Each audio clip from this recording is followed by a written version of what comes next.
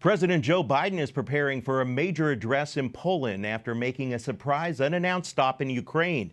It's been nearly a year since Russia invaded Ukraine. Now President Biden wants to convince Americans to stay the course.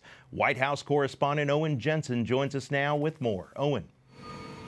Good evening, Erica. Let me apologize for a second. First of all, we got some loud construction equipment going back and forth, so hopefully you can hear me okay. Now I'll get to my story here. It was a highly secretive trip few knew about in advance. President Joe Biden spending more than 5 hours in the Ukrainian capital meeting with Ukraine's President Volodymyr Zelenskyy. While there, President Biden announced an additional $500 million in U.S. assistance to Ukraine in the form of things like shells, missiles, and surveillance radars.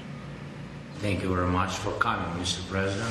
It's a huge moment of supporting of the Ukraine. And I'm here to show our unwavering support for the nation's independence, their sovereignty, and territorial integrity. In a gesture of solidarity, just days before the first anniversary of Russia's invasion of Ukraine, President Joe Biden meets with President Volodymyr Zelenskyy at Mariinsky Palace.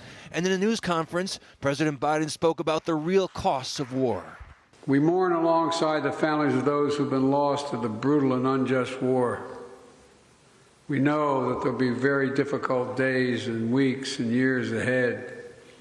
But Russia's aim was to wipe Ukraine off the map.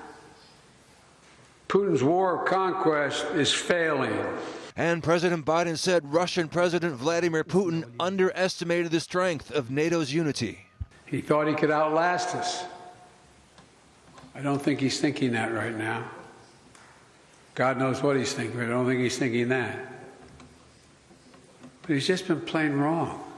President Biden and President Zelenskyy also visited the gold-domed St. Michael's Cathedral and met with the Orthodox priests there. At one point, air raid sirens sounded. The leaders laid wreaths and held a moment of silence at the Wall of Remembrance, honoring Ukrainian soldiers killed since 2014. Now, the White House calls President Biden's trip to Ukraine unprecedented, and here's why. In the past, when presidents have traveled to war zones, the U.S. military has had an active presence, but in this case, the U.S. doesn't even have a fully staffed embassy. Eric? Well, and Owen, I understand that even Russia got a heads up on the president's visit, correct? That's right, Eric. As you can imagine, the White House did not want to release too many details on this, but just before President Biden headed out, before he left for Ukraine, the U.S. contacted the Kremlin saying, look, President Biden is coming to that part of the world. Obviously, they don't want any mistakes or miscalculations between the two nuclear-armed superpowers. And by the way, tomorrow, Eric, President Biden and President Putin each scheduled to deliver a speech.